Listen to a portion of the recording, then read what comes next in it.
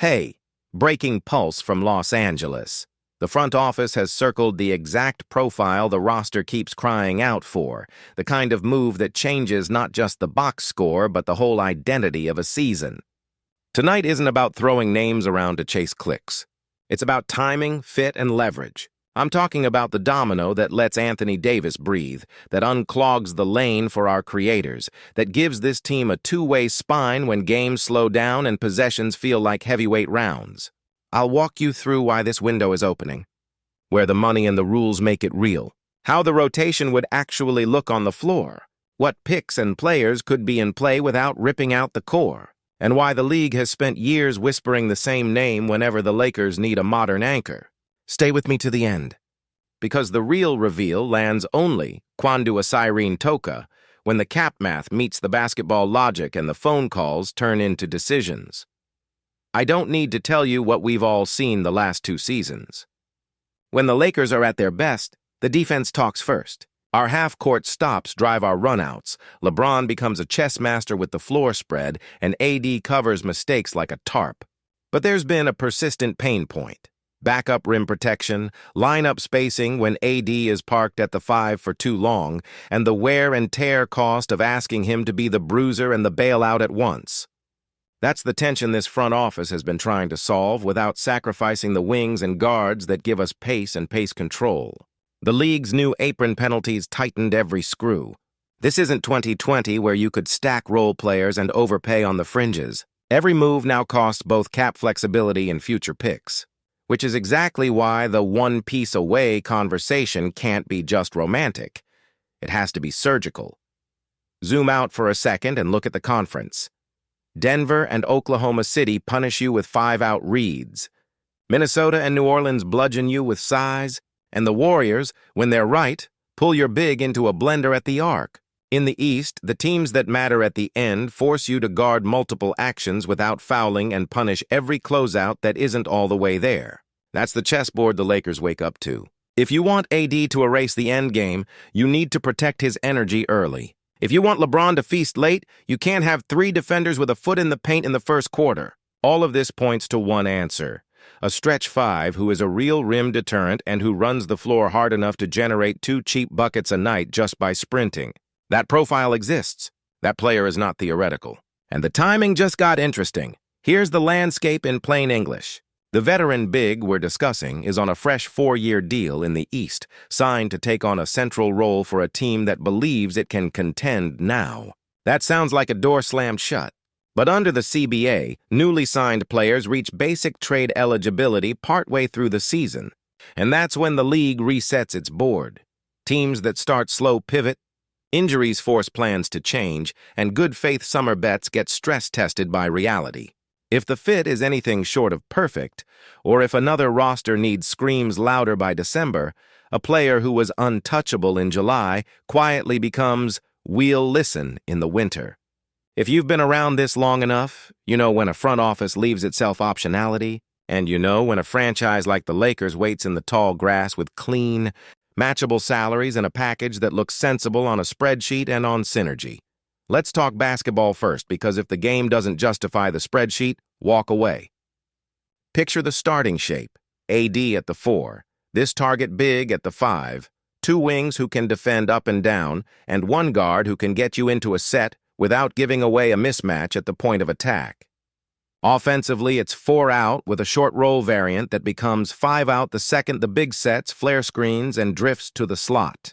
The beauty here is leverage. When you run Spain pick and roll with LeBron as the initiator and AD setting the first screen, the pop option is now a career mid-30s three-point shooter who also owns one of the best block rates of the last decade. On misses, AD can rebound with contact instead of wrestling 2 bodies as the lone backline. On makes, you inbound and flow. No need to force cross matches just to survive. If you love the 2020 DNA but crave 2025 spacing, that's the marriage. Defensively, the fit is where this gets borderline unfair in the right stretch. AD becomes the free safety again. Switch, trap, recover, erase, and your new 5 sits in drop with length and timing that changes shot maps. You can switch late in the clock without living in mismatches because both bigs move their feet. You can stay at home on shooters because the rim is protected without a second and third helper. And in those grind possessions inside the last 3 minutes, you're contesting at the arc and at the cup on the same play. That is exactly how you steal playoff games on the road. Now the money. I'm not going to drown you in cap jargon, but I'll hit what matters. The Lakers have max-level commitments at the top and a mix of mid-sized deals in the middle tier. Under the second apron penalties, you can't take back more salary than you send out, and you have limits on how you combine contracts, so your path to a high 20s annual number requires clean matches. Practically, that means you're looking at one of two frameworks. Framework A, a single mid-sized starter-level salary from LA, plus a rotation piece and a pick to get you to the number. Framework B, one mid-sized salary, one rookie-scale contract that another team actually wants to develop, and draft compensation that respects the market for a two-way impact big. What you can't do is throw in 5 minimums and call it a day. What you shouldn't do is tear out a core ball handler just to make a model happy. The sweet spot is value without hollowing out the identity that makes this move worth it in the first place. What about the pick cost? The league never prices floor spacers and rim protection like wings or primary creators, but two-way centers with playoff defense go for real assets. You start the conversation with a protected first. If the acquiring team wants to keep its chest for other deals, you add swaps with sensible protections and push the higher value pick further down the road. If you're LA, your bet is simple. A big who fits perfectly around AD, and LeBron increases the value of every pick you keep because he raises the floor of your regular season and the ceiling of your postseason. That's not optimism. That's how contenders think. There's also the human side. This player isn't a mercenary stat hunter. He spent years toggling between being the last line of defense and the release valve on offense. He's been part of deep playoff runs and felt the cost of heavy nights in the paint. When he talked about leaving his original team, he didn't frame it as escape or revenge. He framed it as the next chapter where his full game would be used and appreciated. That matters. You don't add a piece like this just for rim deterrence. You add him because he understands how to be the third star on one night, the finishing piece on another, and the guy who sets the tone with 2 early blocks on a Tuesday in February. In LA, that maturity translates. Now, I know what you're thinking. Why would the East contender who just signed him even pick up the phone? 2 reasons. First, optionality. If their year starts choppy, if another need screams louder, or if they see a chance to rebalance the roster with wing defense and shooting coming back, they'll at least model it. Second, leverage. If a West powerhouse is offering a real pick and a plug-and-play rotation piece, you don't hang up. You ask for the moon and see how badly they want to get the deal done before the deadline.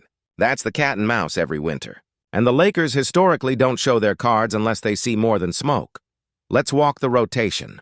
With this acquisition, your closing 5 against size becomes LeBron, AD, our target big, a two-way wing, and your best guard defender or shot creator depending on the matchup. Against smalls, you can sit the big for a few minutes, let AD solo the 5, then reinsert when the game slows. Your second unit can finally have a real rim protector anchoring staggered minutes without forcing AD to live at the 5 for 40. The offense breathes. The defense communicates. The margins, the offensive rebounds you don't surrender, the corner threes created by real gravity at the top, stack up over 82. This isn't about a name, it's about the oxygen you give the 2 superstars. You already have. There's also a chemistry element with AD that's been hiding in plain sight. When AD doesn't have to initiate every action as the roller, he's a different kind of scorer. Face-ups from the nail, patient seals, baseline duck-ins, mid-post counters. Put a true pick-and-pop threat next to him and watch the weak side tagger freeze. Put a credible drop defender behind him and watch him gamble a little more on the perimeter without fear. And when LeBron wants to park in the corner for one possession to bait a switch and bulldoze a mismatch, the floor won't feel cramped because your 5 is standing 24 feet from the rim, forcing a closeout from a guy who hates that job. This is where the timeline conversation matters. The Lakers aren't chasing a 3-year build. They're chasing a win-now lane that still leaves oxygen for the future. The player we're talking about sits in the exact middle of that Venn diagram.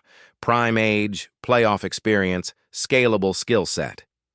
You can justify a pick today because he helps you immediately, and he ages in a way that keeps the shot and the timing even as athletic pop tapers. That's rare at this position. It's what makes the cost worth debating in a serious room rather than just online. So what are the real obstacles? Beyond the obvious cap rules and pick calculus, it's competition. If this player is even slightly gettable by mid-season, you will hear the usual suspects, teams hunting a title and willing to overpay for a clean fit. That's why LA has to be early, precise, and disciplined. You don't bid against yourself. You build 2 or 3 frameworks you can live with, you keep your best chemistry guys out of the first offer, and you make sure the East team sees a path to an immediate better balance on its roster. If that team starts hot, the conversation can die in January. If they're bumpy, this becomes one of those classic, it was obvious in hindsight February stories. Before we hit the reveal, let me tap into the heartbeat of this fan base. I know how much you value identity. Showtime wasn't just pace, it was pressure. The 2020 bubble team wasn't just length, it was trust. This possible move isn't about star collecting, it's about identity restoration. It's telling the league, we're going to defend the rim like it matters every possession, and we're going to stretch you from the 5 spots so our stars can play to their strengths without running into walls. That's the formula that travels. All right. Here's the name that ties every thread I laid out. Fit, timeline, defense, spacing, trade math, late clock versatility. Myles Turner. Not the rumor of 2022, not the almost deal that keeps being recycled every deadline, but the 2025 version, a veteran defensive hub with real three-point gravity, fresh contract in the East, and the kind of mid-season trade eligibility date that always flips the league's mood from no to let's talk, once standings and injuries tell the truth. If you were waiting for a target that actually fixes the Lakers' 2 biggest problems at once, minutes-long rim droughts and AD's workload, this is it.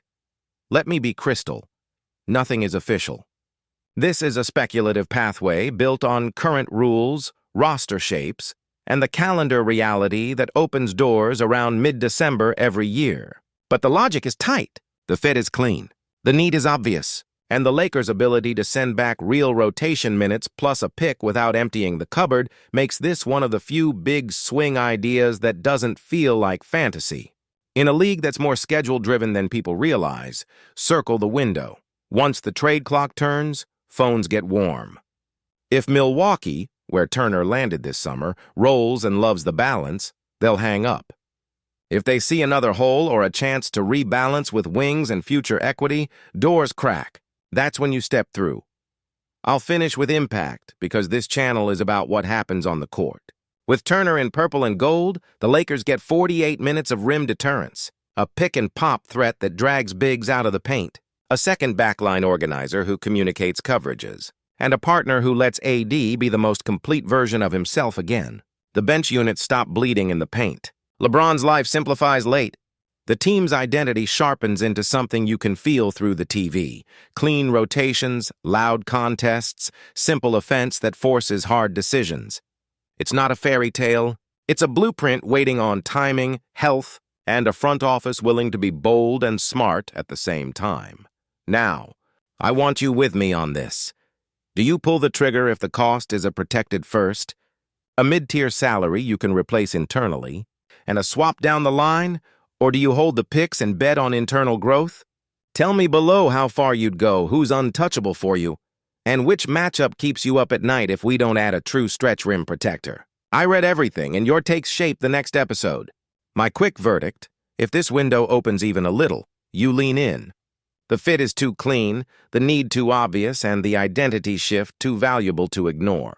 I'm ready to break this down again the second the calendar flips and that trade clock starts ticking.